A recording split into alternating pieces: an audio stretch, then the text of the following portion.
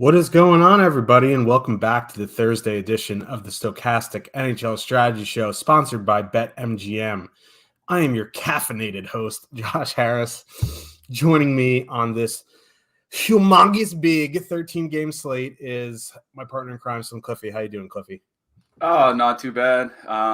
Weather started to turn the last couple days. We were talking in Discord yesterday how last week it was like shorts and t-shirt weather, and then this week we're digging out from snow. And I see Buffalo's going to get walloped pretty heavily here. But other than that, not too bad. Wish the NHL would figure out their scheduling so we don't have 2 or 3 games one day and then, 85% of the league playing the very next day. But I guess they like their NFL scheduling, so away we go.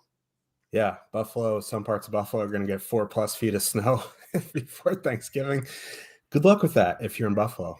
I don't know if our producer Mike, sometimes who's with us, he's in Buffalo. Sometimes he's in Philly. If he's in Buffalo, Godspeed, Capitan. Yeah, get those winter gloves and shovels out. You're going to need them. Yeah. But yeah, we have a monster 13-game slate tonight. The slates just for the next week are just bananas, like 13 games tonight, 3 tomorrow, like 10 on Saturday, nothing really on Sunday. Then Monday, it's like 14. Tuesday, there's nothing. Wednesday is 15. Thursday is nothing. Friday's 4. Just figure it out. Just make some medium-sized slates. Let's do that. Instead, now we have to talk at like 38x speed just to get 13 games in under 55 minutes. But I mean, I get why they do it, kind of. Like, you want that Wednesday night game in on ESPN or whatever to be kind of like a featured matchup. But, man, if it's St. Louis and Chicago, like, I'll like with Buffalo, Ottawa going on at the same time, I just watch Buffalo, Ottawa instead.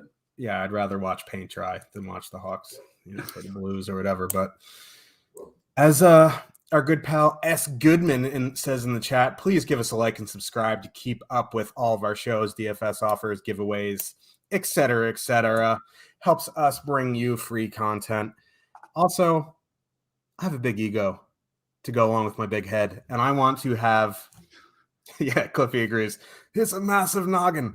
We want a lot of likes for this show because it makes us look good, and I like looking good. But yeah, once you subscribe, make sure you hit that notification button to let you know when the shows go live. It's easy. So it's a click of your mouse. But yeah, we have to, start getting through this slate because we have 13 games. We have a prompt exit today because we have some no house advantage, not knee house advantage, no house advantage shows coming up after us. Let's get into the slate. We have the Philadelphia Flyers with a 2.3 total going into Boston. The Bruins have a 3.8 total. Carter Hart, Linus Ullmark confirmed. Boston won. Old Boston won. Back together. Marchand, Bergeron, Pasternak. They are $24,700 on DraftKings. That is expensive. Taylor Hall with Krejci and DeBrusk on line 2. Scott Lawton up to the top line with Hayes and Konechny. Tippett with Cates and McEwen. Joel Farabee down on the third line. This is an unbelievably good spot for Boston 1 here. They are the most expensive line on the board. There are some minute concerns here. They've only played 17 or 18 minutes the past 2 or 3 games. What are you doing here at Boston 1 tonight? It's really tough to kind of figure out what to do because this is arguably the best line and arguably the best spot on the entire slate. But there are 25 other teams playing. It's not that they can't get there. Don't get me wrong.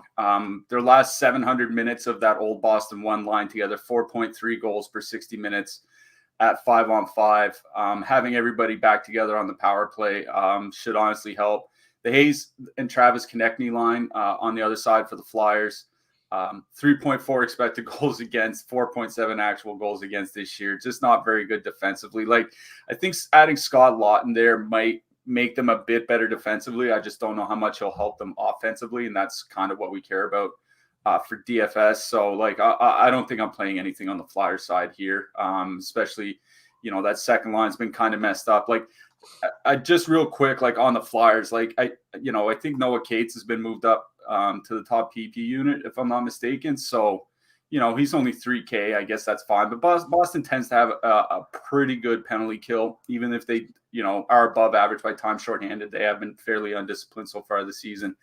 It's just what to do with that Boston top line. And I mean, there are ways you can make that top line a little bit cheaper, right? Like, I think David Krejci got some power play one time with them last game, so maybe you can take out Marchand and put in Krejci. Maybe you can take out Bergeron and put in Charlie McAvoy for the power play exposure. Do something like that, because there are only so many decent lines that you can kind of fit with them at that price. Like, you're talking, maybe a couple of the Seattle lines here today, maybe some depth Florida, maybe some depth Minnesota with the way that they've reorganized their lines, the kid line for the Rangers. Like, there's only so many spots you can go, and none of them are really, fantastic smash spots. So you're really banking on, that Boston top line effectively putting up like 100 DK points or something like that. It is a lot to ask. Like Boston 1 is at the top of our list on our top stacks tool for a reason. This is the best line and the best spot on the slate. It's just really, really hard to fit them in with another decent stack. So I think in single entry, you can kind of just kind of move along. Play them if you want, if you have a good stack or maybe a couple nice duo you like or something like that to go with them, go right ahead. I just find that they're honestly really too expensive here, especially with the way Carter Hart's been playing. Yeah, he's had a couple bad games this year, but largely he's been really good. And unless Boston really pounds them, it's hard for them to reach value at that price. So I like Boston 2 is in a good spot, and they're not really carrying that much ownership. The Boston second line coming in about 1%, and they're much more manageable. You'll probably get at least one of Krejci or DeBrusk on the top power play unit, probably Krejci. So that's one way you can go. It's still a really good matchup for them. They're probably going to play roughly as many minutes as the top line. No, they're not as good as them, but that Boston second line has been pretty good this year with Taylor Hall and David Krejci there. So I don't even mind sliding down to Boston 2 here. If you're going to play Boston 1, I would just be real sure that you have a nice secondary stack that you like with them. It's kind of my only advice in this game. They're just so expensive. They're kind of in a league of their own. Yeah, I still don't know what I'm doing with Boston 1 yet. I want to play them. I've been messing around with Boston 1 and Charlie McAvoy, messing around with leaving McAvoy off. I have a hard time leaving one of the guys off that top line because they're an elite line. If you leave someone off, it always feels like you're going to get burned by them, but it is the ultimate question that we can't answer for you. If you're comfortable with something, play them. If you want to fade them and hope they don't break the slate, go right ahead. I think playing them is fine. You just, find yourself a nice secondary stacks, and there are a bunch of cheap goalies, so it is a bit more possible. So I don't know. The biggest concern for me is them only playing 17 minutes. Can they get there in 17 minutes? Absolutely. But do I want to pay over $24,000 for 17 minutes? Another question that needs to be answered. Let's move to the blue line. Charlie McAvoy running that top power play unit, 5,200. I think he's perfectly acceptable. He's been playing 22 plus minutes in his 3 games since coming back, and now he's on the top power play. Nothing really else on the Boston side.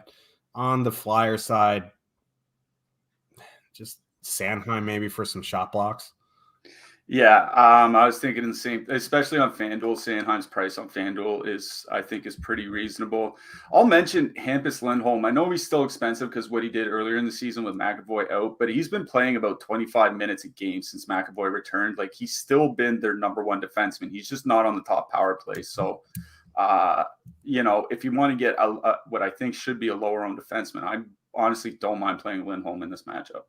Let's move on to the next one. New Jersey Devils with a 3 total heading into Toronto. The Maple Leafs have a 3.5 total. Vitek Vanacek is probable. Matt Murray confirmed for the Leafs. When I saw the Devils lines, I feel like Jesse Pinkman from Breaking Bad. He can't keep getting away with this. He keeps Tatar, Heischer, Zetterlund. Then he split up Bratt and Hughes. Now the second line's Eric Holla, Jack Hughes, Dawson Mercer. Third line of Yegor Sharangovich, Jesper Bachquist, Jesper Bratt. The yes spy on the third line here. Leafs going with Bunting, Matthews, Nylander, Kerfoot, Tavares, Marner. Bunting finally had a big game the last time out. That second line did well. Their minutes weren't great. Not too much ownership here on either side. I was kind of interested in playing Hughes Bratt, but that got blown up by Lindy Ruff. Thanks, Lindy. The Leafs. What do we do with the Leafs? Like, they're not getting tremendous ownership for a 13-game slate. Matthews only coming in around 10%. I don't know. Like, I guess they're fine, but they don't really excite me. Yeah, the one thing I don't think I mentioned the last time we had the Leafs on the show is that when Matthews and Nylander are skating together, they kind of have a little bit of an issue finishing, which isn't I don't know. I don't want to say it's not a huge surprise because, Mitch Marner is an excellent playmaker. Nylander's not quite to his level. But just this season in 50 minutes together for that Toronto top line with Nylander and Matthews together, 3.8 expected goals for, just 2.5 goals, actual goals for at 5-on-5. Shooting about 7%, but that's something that persisted before the season. In the last couple seasons, they played over 300 minutes together. Great expected goals numbers, 4.1 expected goals per 60 minutes, only 2.2 actual goals per 60 minutes, shooting 6%. Now, even 300 minutes together isn't a massive sample, but at a certain point, are you going to keep paying these high prices and just hoping that the shooting percentage eventually turns around? Against such a good defensive team as New Jersey, whose goaltending has really, rebounded since the first, 2 or 3 games of the season. I think I'm out on Toronto 1. I'm probably going to be out on Toronto 2 as well. New Jersey doesn't really take a lot of penalties, so that really hurts John Tavares here. A lot of his value this year has come from the power play, specifically power play goals. And Toronto's not drawing a tremendous amount of power plays, so we don't have that to rely on either. If Toronto only gets 2 or 3 power plays here tonight, I don't think that's good for John Tavares. I guess if anything, I might play the Hughes Mercer duo. I just don't know how exactly they're gonna do the line matching now. I think they split up Hughes and Bratt to get Hughes away from top competition of the opposition, hoping they would, opposing teams would start putting him out against Hischier. We'll find out if that happens tonight. We have no idea. Quite honestly, there's just in a single entry here tonight, there's nothing that really excites me on both sides. And it feels weird to say, but you just have to look at the numbers over the last few years with Marner playing with Tavares and Nylander playing with Matthews. They're just not nearly as good as the other way around. That the original lines had a rough 3 weeks and they just blew them up. And they're I don't think they care if they win games 3-2 like they did against Vancouver. And that's bad for DFS. They just need to win games. So I don't care. Like, I think these lines are better defensively, but I think they're worse offensively. And that kind of worries me, especially where you're not getting much of an ownership discount on either line. So, like, Nico Hischier has been shooting a lot lately. Him and Thomas Tatar and Fabian Zetterlund have been an excellent line together. They're not that expensive, coming in at about 1% ownership. I think that's honestly where I would go here, is hit like a two-man of Hischier and Zetterlund, or Hischier and Tatar, or something like that. But quite honestly, with the way that these two teams have assigned their lines for tonight, there's just really not a lot I like. Yeah, and that'd be a galaxy brain move by Lindy Ruff that I wouldn't throw past him. Spring his best duo, so Hughes doesn't get top comp. That's just galaxy brain from Lindy Ruff. Yeah, I kind of agree. This game just screams, MME for me. My 1 to 3, I probably won't have anything from this game, but at least from the skaters, I kind of like some D-men here. Let's get to that blue line. I think, Mark Giordano, 3K, playing big minutes is fine. Jordy Ben up to 3,500 after back-to-back good DFS games. On the Devils side, I like Graves and Marino. Yeah, I agree with Giordano. He's probably one of my favorite 3K and under plays on DraftKings here tonight. Minutes, plus New Jersey shoots a lot. So, put up 8 blocks, I think, in his last game. Yep. I don't think he's going to do that again, but he's definitely a threat for the blocks bonus. I agree with Ryan Graves as well. Like, I kind of want to play Rasmus Sandin as a punt at 2,500, but he's not really getting many minutes. Like, I think he's playing well, at least from the Leafs game I've watched. Don't tell Leafs fans that, because they always seem to rail against them. He seems like he's playing well, him and Liljegren as a pair, but they're just not getting a lot of minutes. I guess he's fine if you need a true 2,500 punt, but I'm not targeting him specifically. Yeah, there's a $2,500 punt that I prefer over Rasmus because he gets more minutes. Let's move on to the next one. We have the Calgary Flames. Because when they're playing bad, they're the Flames. When they're playing good, they're the Flames, although they broke out kind of a little bit. The last game, they're going into Tampa. The Lightning have a 3.3 total. Markstrom probable. Vasilevsky confirmed. Flames didn't skate this morning, so hopefully the Muppet doesn't do too much crazy stuff. It is a 7 p.m. Eastern start, so we will find out warm-ups. I have a sneaking suspicion that we might see Huberdeau up on the top line with Lindholm and Toffoli. That being said, Ruzicka has looked pretty good up there. Without knowing the lines, it's kind of hard. There isn't much ownership on the Flame side anyway. Not much ownership on the Tampa side here. Tampa 1 has looked good. They're fully correlated. Markstrom has not been very good this season. Any interest in Tampa 1? Yeah, this is one of the top lines that I kind of have targeted. I wrote about them in ye old DFS picks article up at Stokastic.com, free for anybody to read if they want to head over there. I talk about a bunch of individual players and some of the stacks. Tampa Bay 1 being one of them for a couple different reasons. One, ice time lately for Tampa had been a concern, but they all played monster minutes in their last game. So hopefully that's a trend of things to come and not getting back to the 18, 19 minutes or whatever they were playing before that. 2, the way Tampa runs their lines is that Kucherov and Point duo goes out against the second line from the opposition, and that means Kadri and Mangiapane here tonight.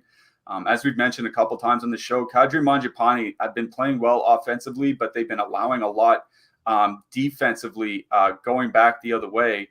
So I think this is a spot where Tampa can kind of get the better end of the matchup with Point, Kucherov, and Hagel. 3.2 expected goals against for Kadri and Mangiapane in 110 minutes together this season. That's not very good. And as you mentioned, Markstrom hasn't been good. So that could lead to some goals against here tonight. And the third part, Calgary's at 4.0 time shorthanded per game amongst the league leaders. And Tampa Bay is at 4.1 power play opportunities per game. I think that's first in the league. It might be second as of today. I forgot to double check, but either way, Calgary, one of the most penalized teams in hockey. Tampa Bay draws among the most power plays in the league. So Tampa 1 gets a good matchup at 5-on-5. They could get a fair bit of power play time here tonight, especially where they're perfectly correlated. As you said, Markstrom not playing well. I honestly kind of like Tampa 1 quite a bit here tonight. And according to our top stacks tool, Tampa 1 coming in about 2% owned, 2%, 3% over on DK, about the same over on FanDuel. There are 26 teams on the slate, but I think this is a fairly good matchup for that Tampa top line in a game with a 3.3 home total. I think Tampa 1 is what I'm focusing on most here. Yeah, the one Flames line maybe I'll have in MME is if Huberdeau does go back to that top line with Lindholm and Toffoli. Now, they'll probably get the Nick Paul line, which isn't a very good matchup, but fully correlated on the top line against a team that struggled on the PK. I definitely have them in my MME mix, but we have to wait and see lines. Let's move to the blue lines here. Mikhail Sergachev still running that top power play unit at 6,300. That's a yes for me. Victor Hedman still overpriced for what he does now at 6,900. I'll pass there. Don't mind Ian Cole, actually. He's been playing pretty big minutes. 3,600, like, it's not going to kill you. There might be better options at that price, but if you're into, like, correlating Tampa 1 with Ian Cole and you can't get to Sergachev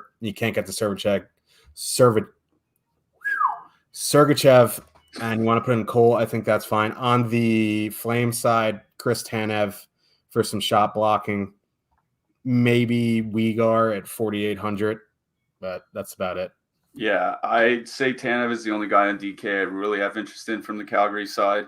Uyghur is 4,500 on FanDuel. I think that's very reasonable for a price over there. Like on DK, there's just not a lot amongst the defensemen I like. It's like Cole's fine at 3,600, but it's basically just shot blocks or nothing. So not a ton of defensemen I like here. Yeah, not great. Let's move on to the next one. Dallas Stars with a 2.9 total. Heading into Florida. The Panthers have a 3.7 total. Scott Wedgwood confirmed for the Stars. Sergei Bobrovsky confirmed for the Panthers. Florida running back their lines the same as last game. Same lines for the Stars. Stars won. They're 18-4, which is reasonably cheap for them. They're fully correlated. They're getting a little over 7% ownership in our top stacks run. I think they're fine. They always have those minutes concerned, but Florida is such a high event team that I think Dallas one's in play. On the flip side, like, Florida is getting lower ownership. They have Wedgwood in net. Florida one is very expensive now, but I mean, they're an excellent line. I like Florida one here tonight. Yeah, I agree with you. Even 22K, like that 22K on DraftKings, that's definitely expensive, but you can still fit in other decent pieces with them. And the nice thing about Florida is that, you know, if you don't want to pay $6K for Verhaeghe over on DraftKings, you know, all the way up to 7,800 on FanDuel, is you can sub in Sam Reinhart for additional power play exposure. Dallas is still one of the most penalized teams in the NHL so far this season, and Florida drawing the fourth most power plays of any team in the league. So Florida could get a lot of power play opportunities here. Now, Dallas has a good PK, but as you mentioned, it's Wedgwood in net, not Ottinger, and that's fairly important. Sam Reinhart's ice time has declined since they've kind of messed around with their lines. Since he moved with Ryan Lomberg, 15:57, 15:34, 12 minutes in their last game. Like, that kind of sucks, but if you're looking to save money, like, you know, like I said, taking Verhaeghe off and putting Reinhart on for that power play exposure in a matchup where they could see a lot of power plays is something I like. So, yeah, that Florida top line, probably one of the top lines I might like the most here tonight. Like, I know it's easy to say when they're at home, and they're reasonably expensive, but really good leverage on them tonight. Usually good ice time. Playing exceptionally well together. 5 expected goals for, 2 expected goals against per 60 minutes. In 90 minutes together, they've been just absolutely unreal. I do like Florida one quite a bit here tonight, but I think something I might do is take off Verhaeghe and put in Reinhart. I think you can even take off Tkachuk and put in Reinhart if you want to save even more money, because Verhaeghe has been shooting the puck a lot of late. But yeah, Florida one, I do like quite a bit here. I don't think I'm like Dallas. I don't think there's a lot on this side that I like. The top line's coming in with reasonable amounts of ownership, like more than Florida. Like I said, the Florida top line has been very good defensively this year. I just don't think that this is a great spot for, Dallas 1 on the road. No complaints if you want to play him because the price is reasonable enough. But it's the Florida side I like a lot more here. And, even though Sam Reinhart's minutes have been kind of nuked, he's still shooting a lot. So maybe some sort of Florida power play stack instead. Yeah, and if you're concerned about Verhaeghe's price, like you mentioned, add in Reinhart. Or if you want to leave off Verhaeghe and add in Ekblad, I think that's fine. And let's get to that blue line. Ekblad's price is still broken. He's 4,900. We've seen him up in the 8Ks at times. He's been playing big minutes. He's running the power play with Montour. Like at 4,900, I think you play Ekblad here. You want to play Montour as well. That'd be a nice way to get very different. Other than that, I think Forsling's an interesting mid-range if you're in that range, but it's hard to get to Forsling when you can play Ekblad for 500 less. On the Dallas side, there just isn't much that I want to play. Yeah, one additional name is Esa Lindell. He's projecting pretty well, and he tends to put up good block shots, and Florida's one of the most shot-heavy teams in the league, so maybe Lindell can get you the block bonus there on DK for under 3,000. For sure. As we mentioned at the top, we are sponsored by BetMGM, and we have an excellent deal for you. You can get 2 free months of Stokastic Plus Platinum for free and up to $1,000 risk-free bet when you sign up, make a deposit, and make your first paid wager at BetMGM. It is so easy. You click the link in the description. You either sign in with your Osmo or Stokastic account, or you make one. Then you make a BetMGM account, and depending on how much you want to bet, you can deposit. It has to be a minimum of $10, but up to $1,000 risk-free. Just follow the instructions in the link in the description. If you need help, you can always shoot me a DM. I will help you. This is a no-brainer deal. It is one of the best deals I've ever read on this channel. So please take advantage of it. I don't know what you're waiting for. So let's move on to the next one. Colorado Avalanche with a 2.8 total. Possibly the lowest Colorado total I've ever read in my life. Heading into Carolina, the Hurricanes have a 3.1. Pavel Francouz, that's not how you pronounce it, but that's how I'm going to pronounce it, is 6,900 and confirmed. Antti Ranta, probable, 7,800.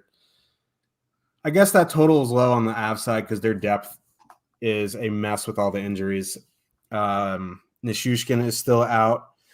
Landeskog obviously is still out. Second line, Newhook, Evan Rodriguez, and Martin Sauerkraut. Not exactly the best second line you've ever seen in your life. That top line is still very nice. They are very expensive. They're almost 24K on the road. McKinnon's 9,800. This isn't the best matchup for them. Carolina has an excellent penalty kill.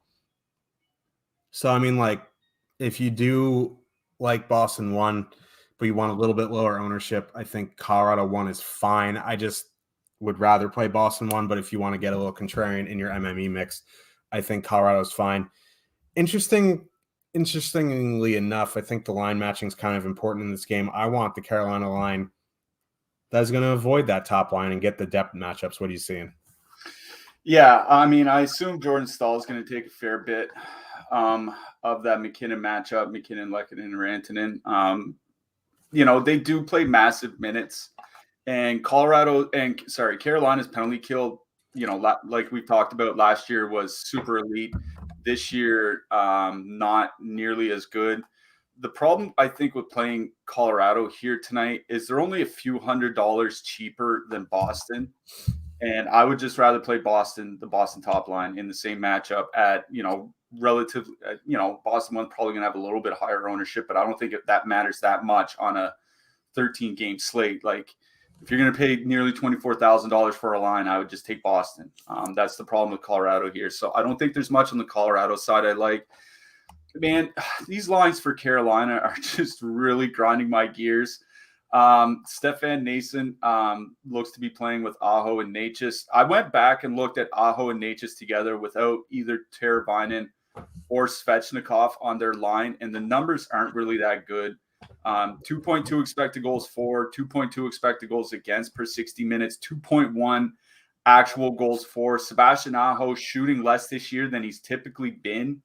Now they're all power play one, and Colorado's penalty kill has really struggled this year as they've lost some players. So I don't mind Carolina 1 as kind of like a power play stack type, especially where they're really not coming in with much ownership, like just 1 to 2% by our top stacks tool.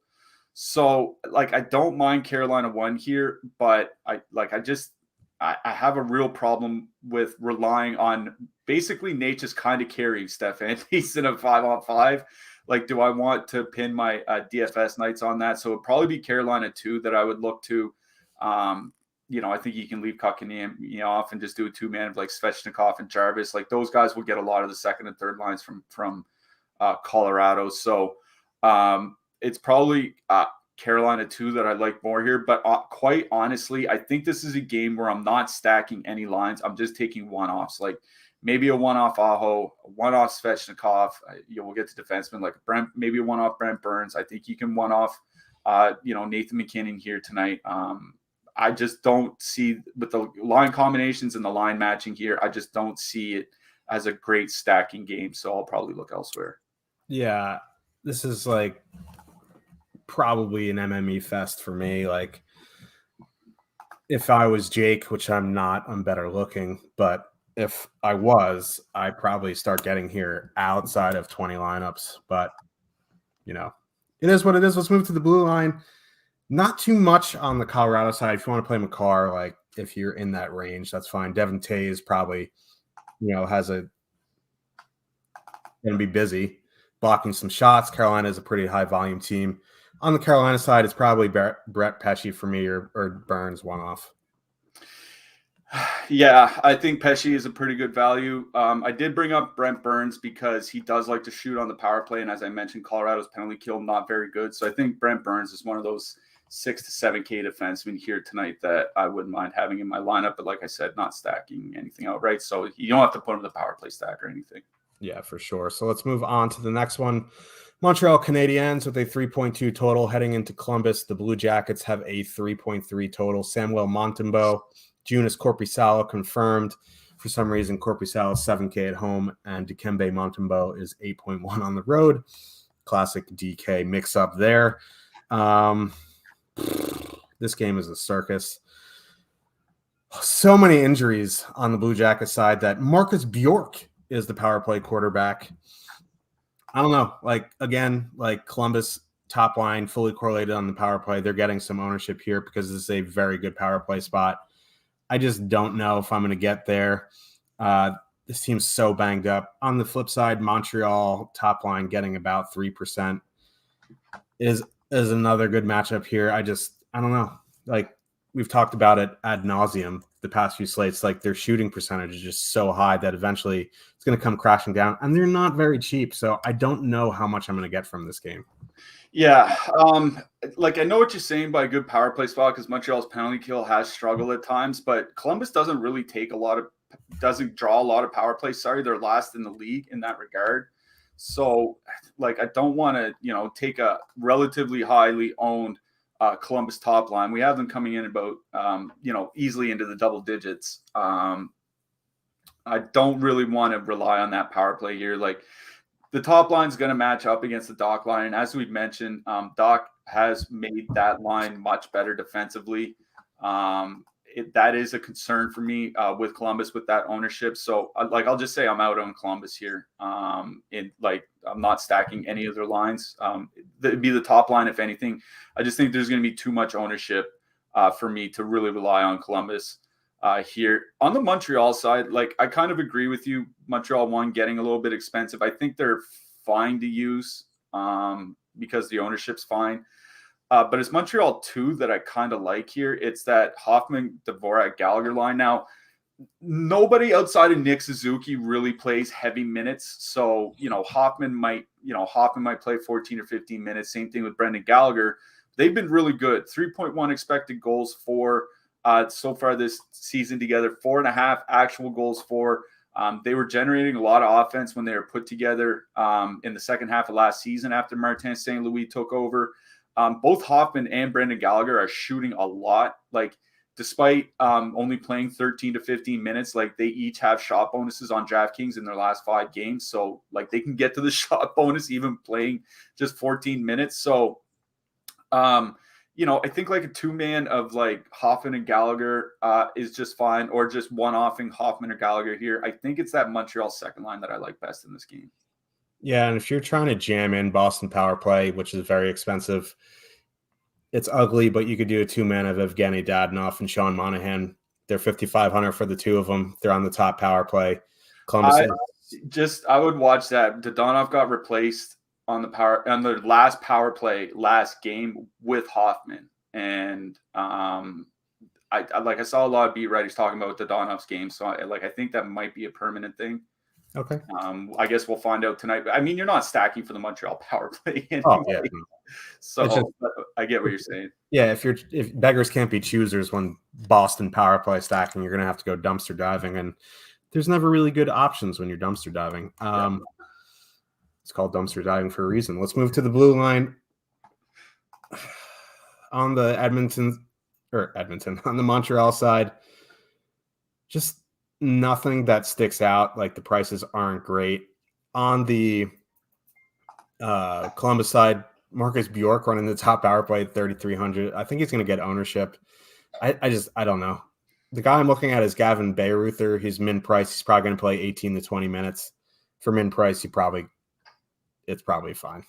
I mean, I think it's Gavrikov for me that I like in this game. I think he's played like 26 minutes on average in the 3 games since all their injuries, and he played 28 minutes in their last game. Like, even though Montreal doesn't shoot a ton, I think Gavrikov's definitely in line for a block bonus on DK here tonight. 3,900 is a little expensive, but for what should be heavy minutes, I don't mind it.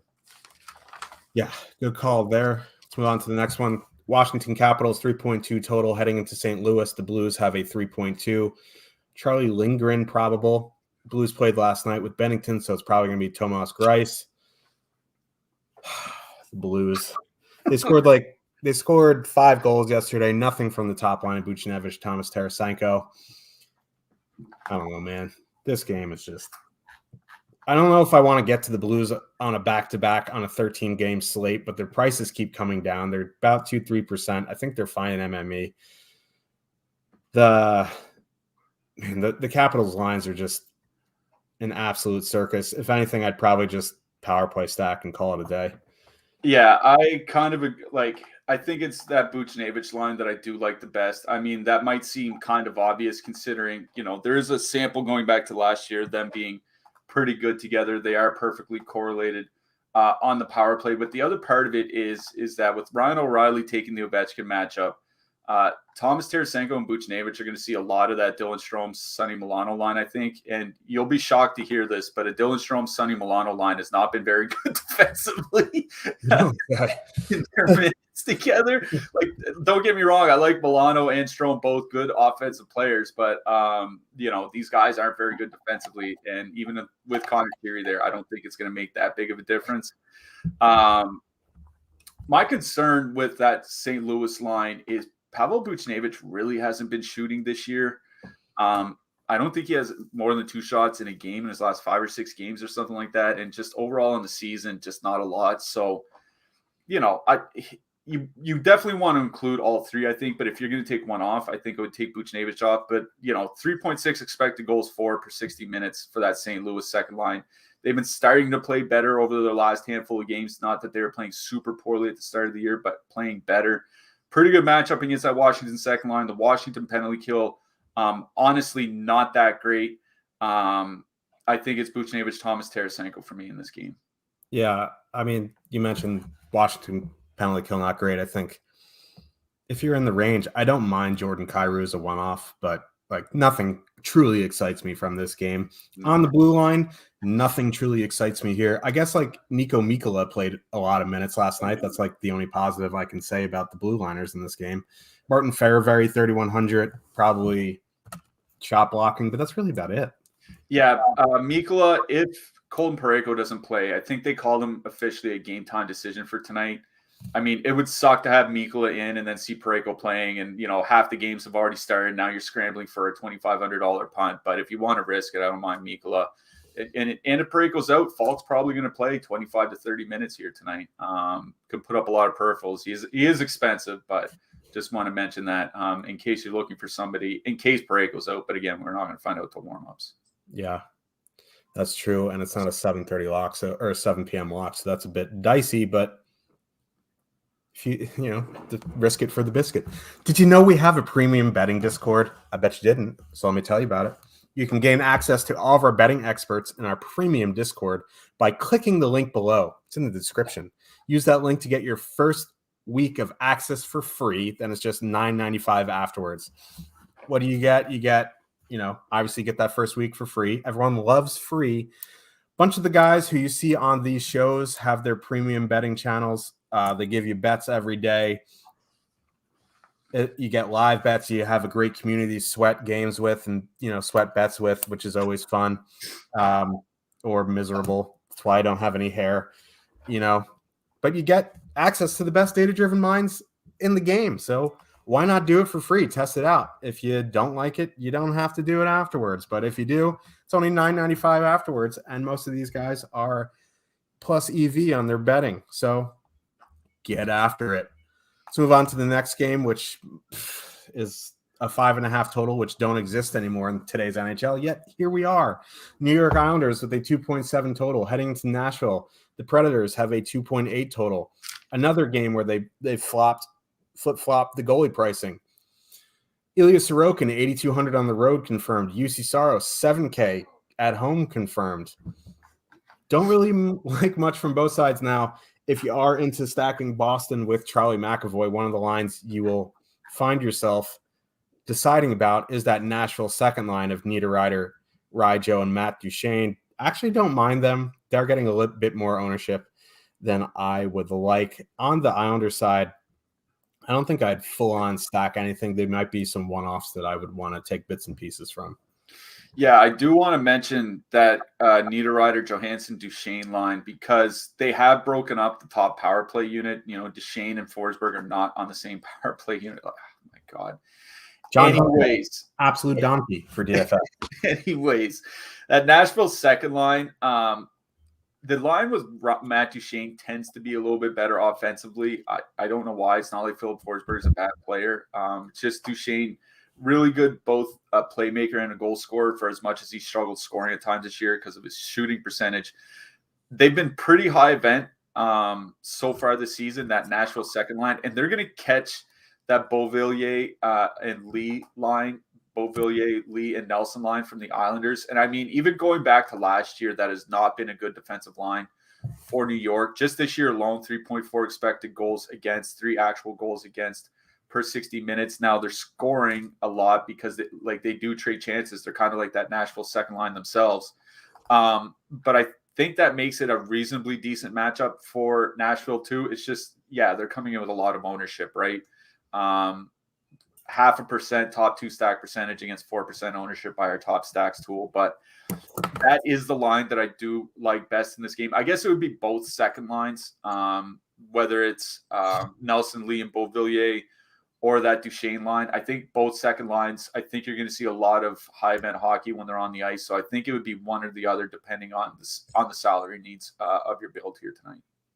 Yeah, this game is an MME thing, or if you're trying to jam in Boston with McAvoy, then you can use that Duchene line, which I don't mind, but just 4% Nashville 2 just seems bad on a 13-game slate. Just personal opinion. On the blue line, Roman Josi, 7,500. Jake told me I have to mention him, otherwise I have to dye my beard purple. So Roman Josi, like him at 7,500. T.S. Ekholm, don't mind him at 2,900. On the Islander side, Adam Pelech is probably the guy for me. Yeah, Matthias Ekholm probably on the Nashville side just because of his price. Noah Dobson's peripherals have just been absolutely monstrous of late. I don't know if that continues here against Nashville, but he's not really coming in with that much ownership, like 2 to 3%. And he's a guy that can absolutely put up, 20 plus DK points, just through his peripherals alone, let alone any goals or assists that he gets. So I kind of don't mind Dobson here in that 6K range. As long as I don't think I'd have him in single entry, but if you're playing a bunch of lineups, I'd definitely be considering him. Yeah, especially with the way he's been playing, I don't mind that. The Islanders' minutes concerns on D are always weird, but he can get there easily. Pittsburgh Penguins, 3.2 total heading into Minnesota. The Wild have a 3.3 total. Tristan Jarry, Philip Gustafsson, confirmed. Both of these goalies are cheap. The DK goalie pricing today is just weird. Anyway, for the Wild, Freddie Gaudreau now on power play 1, moving Matt Boldy down to power play 2, so that top line is fully correlated. Second line of Mason Shaw, Connor Dewar, Matt Boldy, that just is the weirdest line I've ever heard of in my life. Third line, Joel Eriksson Ek, Marcus Foligno, Brandon Duhaime. I would imagine they're going to go out against top comp now, which is the Sidney Crosby line. They flip-flopped Raquel and Rust because Gensel, Crosby, Rust have just been getting absolutely caved the past few games, which has been weird to see, but they needed to make that change. I don't know. Pittsburgh's penalty kill, not great. Tristan Jarry lost the starting job, not great. Tristan Jarry in net tonight. I like Minnesota 1. What do you see? The one that stuck out to me was Pittsburgh 2. Getting Brian Rust back on that line. Like, I don't know why they ever broke up Rust and Malkin. They just really play well together and have for years now. They panicked and broke them up, and then the team lost 6 out of 7 games or something like that. And it's like, well, maybe we shouldn't have done that. But it is that Pittsburgh second line. They've been excellent this year offensively in a small sample, 5.4 expected goals for, 5.4 actual goals for. They've been elite going back a couple years, Rust and Malkin and Zucker all together. Zucker's been shooting a lot so far this month. I think he leads the Penguins in 5-on-5 shot rate so far this month. So the problem is over the last 10 games, Minnesota's been one of the best defensive teams in hockey, like much closer to what they were last year or the year before. And I'm wondering, maybe they didn't have a bad 4 or 5 games to start the season and now have really settled in. So I'm going to be honest, there isn't a stack I really like in this game. If you're asking me to pick one line that I like, it would probably be that Pittsburgh second line going into hopefully with some bad Minnesota depth with some, young players, some, unknowns, et cetera, et cetera. But all around, there's not a stack that I like in this game. So, if you want to go with a perfectly correlated Minnesota top line, no problem doing that. Ownership's fine, projecting well, but this isn't a game where I'm looking for a line stack, to be honest. Going to disagree with Cliffy, which is a rare occurrence. I am in on Minnesota 1. I like them against a poor Pittsburgh penalty kill, and I have no faith in Tristan Jarry. Just me, though. Let's move to the blue lines. Letang, I don't know. He had 6 shots last game.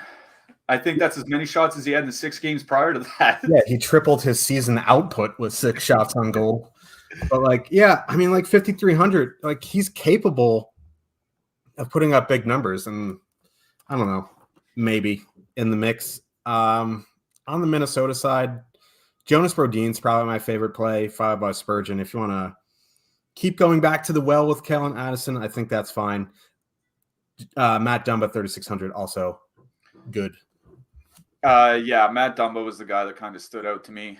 He's projecting nearly as well as Brodin is for relatively the same price at a fraction of the ownership. So Dumba is a guy that can put up a big game like a few times a year. So don't mind him here tonight. Yeah. So let's move on to the flow chart boy. Anaheim Ducks with a 2.6 total heading into Winnipeg. The Jets have a 3.5 total. Ducks never confirm goalies, but it's probably going to be Gibson. Would imagine we see Hellebuck in net for the Jets. Both top lines fully correlated here. One is getting 5x the ownership here. Winnipeg 1 getting, I think, is the chalkiest line we have of the night for good reason. The Ducks awful defensively, awful on the PK. Top line fully correlated, despite Sam Gagner being on there. Maybe he kicks it back to 1997 and has a great night. Winnipeg 2 also getting a lot of ownership. I think for me, it would be Winnipeg 1, but you have to decide what you want to do with the ownership. Don't mind getting to the Ducks top line here. Zegras, Terry, Henrique, they're fully correlated. Winnipeg generally struggles on the penalty kill. They get bailed out by Hellebuck, though. Yeah, I mentioned Anaheim 1 in that picks article here today. The reason being that top line, Zegras, Henrique, and Terry has been dynamite. so far this season, 3.2 expected goals for, 4.7 actual goals, all playing the same power play. Have been playing like 19 to 20 minutes of late. There isn't a Winnipeg line that's really a concern for a matchup. They're probably going to see a fair bit of that Dubois, a bit of the Winnipeg third line. The Winnipeg third line has just been a mess, guys going in and out all season. So, like, considering that Anaheim's not really coming in with that much ownership, about 3 to 4%, Anaheim one's one of my favorite, like, mid-range lines, like that 15 to 18K range on DraftKings. They're one of my favorite lines on the slate here tonight. It's just, you're facing Connor Hellebuck. He can shut down anybody. That's just always the concern. On the Winnipeg side, like, I think the ownership is just too high for full stacking Winnipeg 2. I think it would be Winnipeg 1 or nothing, especially where Winnipeg 1 gets sent out against second and third lines. And the defensive numbers for the Anaheim second and third lines this year have been really, really bad. So it's both top lines that I like here tonight. But if I wanted to get a little bit contrarian, it would probably be the Anaheim line, though. The Winnipeg top line is going to project better. They're, projecting for 6.5 more points by our projections anyways. It's just, they're coming in at 1/5 the ownership of Winnipeg. So it's both top lines here for me. It's a great spot for Winnipeg. That's why they're so high owned. It is one of the best spots on the entire slate, and they're, much cheaper than Boston. So, maybe turn it into a power play stack. Take off Gagne, put in Dubois or something like that if you're worried about ownership. But I'll say Winnipeg power play, Anaheim 1 for me. Yeah. I always take stands on Winnipeg, and if they're going to be chalk on a 13-game slate, I'm fading them. If they burn me, tomorrow's a new day. I just don't want to play like 15% Sam Gagne in 2022. It just feels atrocious. So I'm just not going to do it. Feels fishy. Yeah. Let's move to the blue line. Supposedly Cam Fowler is running the top power play unit. I just feel like Klingberg will eventually take that back, although Klingberg's been terrible this year. Morrissey, my thoughts on Morrissey. I don't like him, but at 4,800, you include him. And you go about your business. Yeah, there's just really not much for defensemen that I like in this game. I guess Kulikov is fine at 3,400. Can put up some blocks on DK. That's about it. Yeah. So let's move on to the people's main event, we call it? Maybe. Arizona Coyotes. Matias Maselli season. They have a 2.3 total heading into Vegas. The Golden Knights have a 4.1 total. Vijmelka probable. Logan Thompson probable. Vegas won. Been very good. Not getting super high ownership here. I guess they're kind of priced in no man's land, right? They're more expensive than Winnipeg, one in a great spot. They're cheaper than Boston, but like they're kind of in that like mid-range where maybe they get overlooked a little bit. I think they come in higher than what they're projected, but like it's not egregious for a 13-game slate. I am in on Vegas 1. You want to go to Vegas 2? I think they're getting a bit pricey for me. Nothing too much on the Coyote side. Yeah, I'll just mention briefly, Lawson Krause might be the only guy I would consider on the Arizona side. At least he's been shooting a bit so far this month, getting 16 to 18 minutes. Arizona does tend to draw a lot of power play, so maybe you get some power play time. He's literally the only guy that I would consider on Arizona. On the Vegas side, I agree with you with the Vegas top line. They've just been way too good to ignore here. A little bit expensive. So I think you can leave Chandler Stevenson off. Like maybe he gets there because he gets 3 assists. If he Alex Wenberg's his way to value, then I'll just say, okay, go right ahead.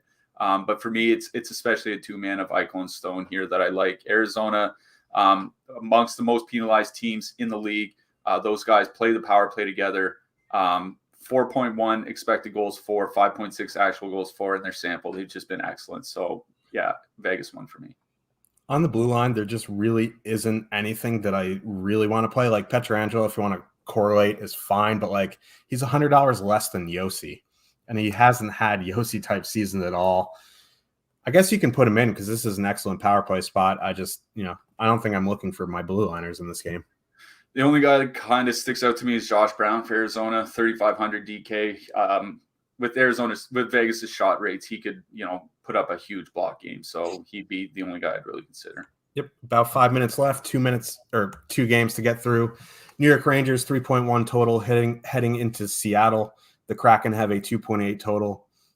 Igor Shesterkin, Marty Party Jones confirmed for the Kraken. Rangers not getting much ownership here. Seattle has been pretty good defensively. Even Marty Jones has played well. Like we talked about at the top, like the kids line fits well with Boston 1.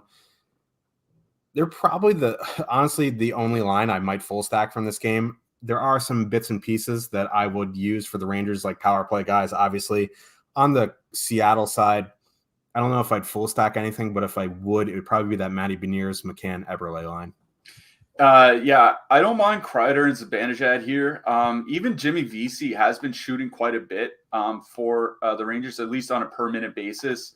Kreider and Zibanejad are going to see that Wenberg, Schwartz, Burakovsky line, and Wenberg and Schwartz haven't been that good defensively this year. 3.2 expected goals against per 60 minutes. They've actually been bailed out by Seattle goaltending, if you can believe it or not. And that Rangers top line has been pretty good in a small sample with VC there. So I don't mind Rangers, especially Kreider's advantage out here. I think Kreider makes a pretty decent one-off at like 1% or whatever as well. So Rangers 1 for me, Rangers 2, not until Barclay Goodrow gets sent to the fourth line. Yeah, they got no one to put him up there with, really, but that's for another time. On the blue line, don't mind Keandre Miller or Jacob Trouba. On the Seattle side, Carson Soucy or Hasta La Vista. It's Soucy season, baby. He's been playing 18 minutes of late. It bothers me when he's playing 15 or 16. 18 minutes at 2,600, I think. That's Soucy season. Hell yeah. Let's get to the last game of the night. Detroit Red Wings 2.9 total heading into San Jose. The Sharks have a 3.1 total. Possibly Nedeljkovic, James Reimer. Are we shaping up for a late night sharking here? Yeah, Seattle or San Jose's top line is getting a fair bit of ownership, 9 to 10%, but they get sent out against opposing second lines, and that Detroit second line, Kubalik and Kopp, has just been absolutely god awful this year. 3.2 expected goals against, 3.7 actual goals against, 1.5 expected goals for per 60 minutes. They're just getting ran out of the rink. It's a really good spot for the San Jose top line. They've been really good since Kevin Labanc got there. Ownership is a little bit high, but I honestly think it's fine. This is one of those spots where I don't care if they're 7 or 8%. I think it's a pretty good matchup for the San Jose top line here. So San Jose 1. If you're playing 150, don't forget your Detroit top line. They're coming in with almost no ownership, except they're really donkey effing their power plays around. It's true. With Raymond and Bertuzzi on the second unit. So that really bothers me. San Jose 1 is what I like here, and it's not particularly close. Yeah, the ghost of Jeff Blashill still behind the bench for the Wings, apparently. In net, I like Igor, Bob, Hart, maybe. Saros, Korpisalo, Francouz, especially Saros and Igor on DraftKings, they're so cheap. Saros is $7K, Igor is $7,300. Anyone else to add in net? Vasilevsky, I don't mind his price here tonight. I think Calgary could put up some shots as well. I don't mind James Reimer in that San Jose game either. He's been playing well, and he's 7,100 on DK, so I'll take it. I have a feeling this is Haas, but there's a super chat for $199. Thank you very much. I think it's a Niehaus account. It's from Nino, but he says, please share your thoughts on White Cloud. Thanks.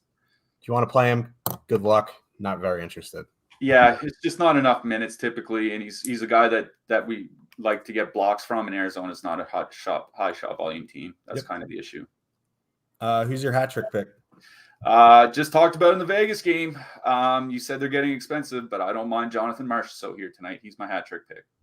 I am going to go with Kirill Kaprizov. All right, let's go. Kirill and Marchessault. So for some Cliffy, I'm your host, Josh Harris. We'll be back Saturday morning, 9 a.m. We'll see you then. BetMGM, thank you for being our sponsor. We love you. We'll see you in Discord. See you on Twitter. See you Saturday. Good luck, everybody. Good luck, everyone.